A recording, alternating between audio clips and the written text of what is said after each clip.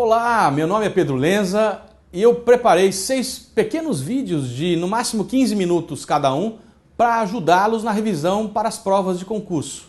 Sorte, sucesso, estamos juntos e não desistam dos sonhos.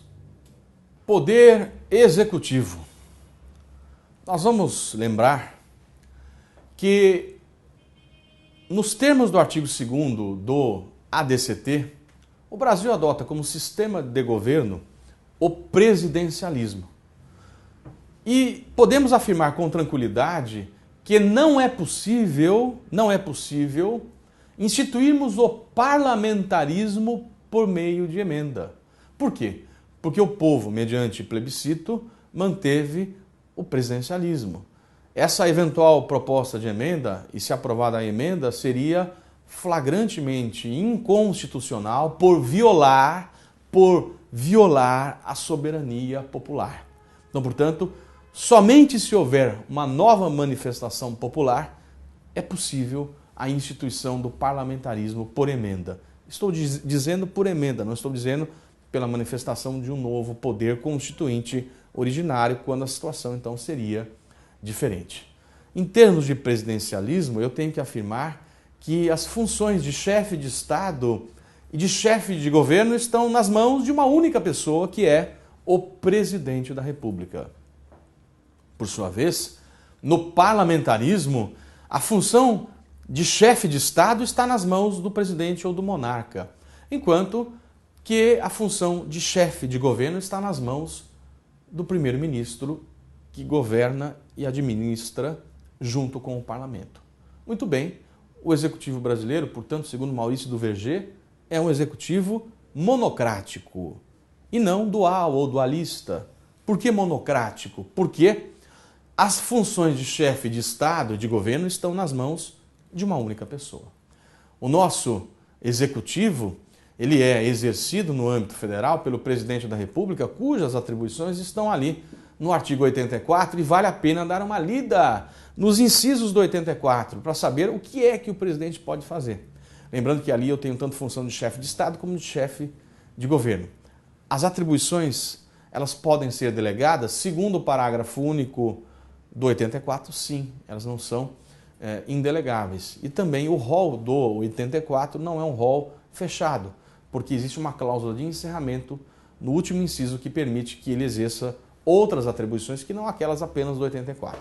Bom, resta observar que o presidente da República, ele é eleito junto com o vice-presidente da República.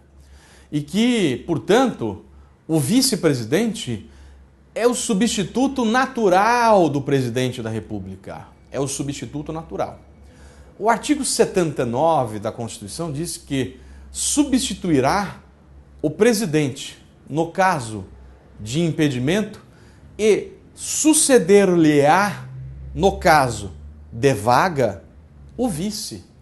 Observem que substituirá no caso de impedimento significa que eu estou diante de uma substituição temporária. E suceder-lhe-á no caso de vaga, porque no caso eu estou diante de uma sucessão final, definitiva. Exemplo de substituição temporária: doença, férias. Exemplo de sucessão no caso de vaga definitiva: cassação, impeachment, renúncia, morte. Muito bem. E se o presidente e o vice não podem assumir? Estão em viagem, por exemplo. Nesse caso, o artigo 80 diz que no caso de impedimento do presidente e do vice, serão chamados, respectivamente, decorem que cara aprova isso, o presidente da Câmara, do Senado e do STF. Quando assumem presidente da Câmara, do Senado ou do STF, eles assumem como se fossem o presidente e realizam todas as matérias do 84, como, por exemplo, sancionar uma lei. Curiosamente, a lei que criou a TV Justiça foi sancionada pelo ministro Marco Aurélio do STF quando exercia ali a função de presidente. Vejam que, imaginem uma situação em que o vice não possa assumir, nem o presidente. Imagine uma tragédia, morte do presidente e do vice. O cargo é declarado vago. E aí alguém tem que substituir quem? O presidente da Câmara, do Senado ou do Supremo. Só que essa substituição não é para sempre. Durante esse período vão ser feitas novas eleições. E se essa vaga ela se der nos 2 primeiros anos do mandato do presidente e o vice também não puder assumir, serão feitas novas eleições essas diretas. Por sua vez, cuidado, isso é muito importante, se a vaga se der nos 2 últimos anos do mandato, a eleição será indireta, na forma da lei, eleição indireta na forma da lei. E esses que vão ser eleitos, eles vão cumprir o período que faltava. Eu estou diante do chamado mandato tampão. Mandato tampão. O presidente pode ser responsabilizado por crime comum e por crime de responsabilidade. Nos 2 casos, existe um tribunal de pronúncia, que é a Câmara dos Deputados, que autoriza o processo por crime comum e por crime de responsabilidade por 2/3 de seus membros. Autorizado, o presidente é julgado por crime comum pelo STF. O STF é o Tribunal de Julgamento do Crime Comum. E autorizado por 2/3 da Câmara, o presidente será julgado por crime de responsabilidade, impeachment, pelo Senado Federal. Quem preside esse processo é o presidente do STF. Quem preside esse processo é o presidente do STF.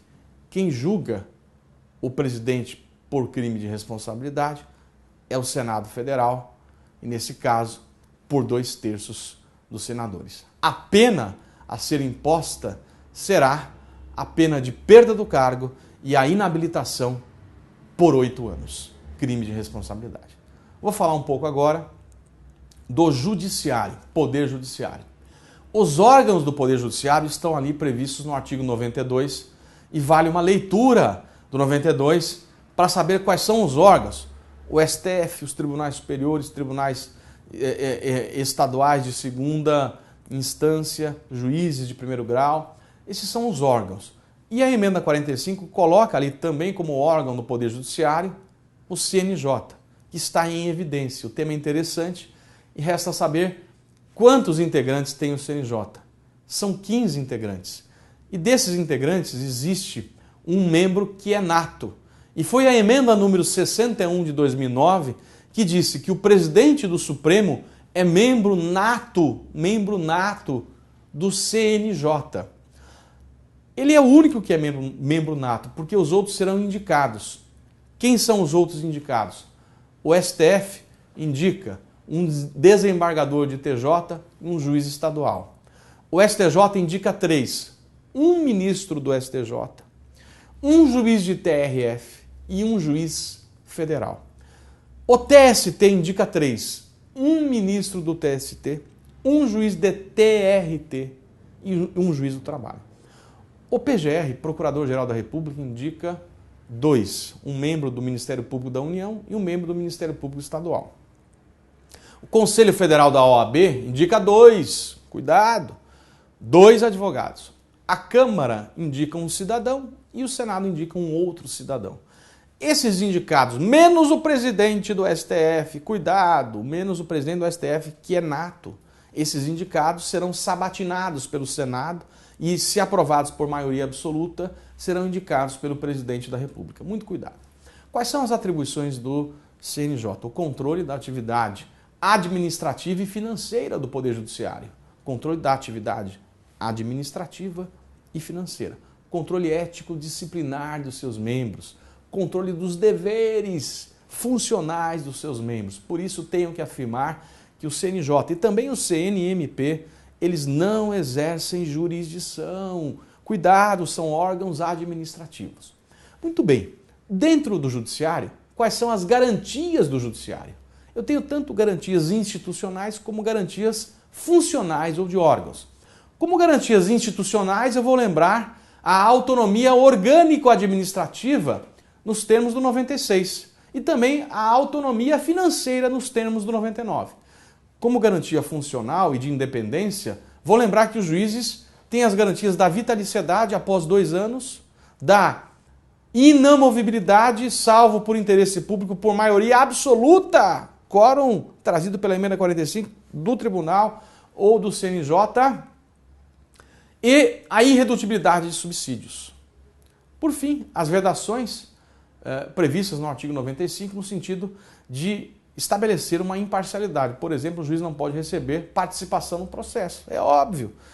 Isso garante a imparcialidade dos julgamentos. Chama a atenção do tema da regra do quinto constitucional, porque 1/5, ou seja, 20% das vagas do TJ, do TRF, do Tribunal do Trabalho, serão ocupados por membros da advocacia e do Ministério Público. Do Ministério Público com, diz o texto, mais de 10 anos de carreira e da advocacia com mais de 10 anos de efetiva atividade profissional, notório saber jurídico e reputação ilibada. O órgão de classe faz uma lista sêxtupla, indica para o tribunal que transforma a lista sêxtupla em lista tríplice, indica para o presidente da República, no caso de Tribunal Federal, ou para o governador, ou seja, por executivo de tribunal estadual, e o executivo escolhe um e nomeia. Então, participa o órgão de classe, lista sêxtupla, tribunal, lista tríplice, e executivo escolhe um e nomeia. Lembrando, TRF é o presidente da República, TJ é o governador e, cuidado agora, o Tribunal de Justiça do DF dos territórios é o presidente da República, porque quem organiza e mantém a Justiça do DF é a União. Muito bem, lembrar a Justiça de Paz, prevista no 98.2, ela é remunerada, ela é composta por cidadãos eleitos pelo voto direto, universal e secreto, mandato de 4 anos, remunerada, e muito cuidado, a Justiça de Paz, muito embora integre sim o Poder Judiciário, a Justiça de Paz não exerce jurisdição, ela não tem caráter jurisdicional.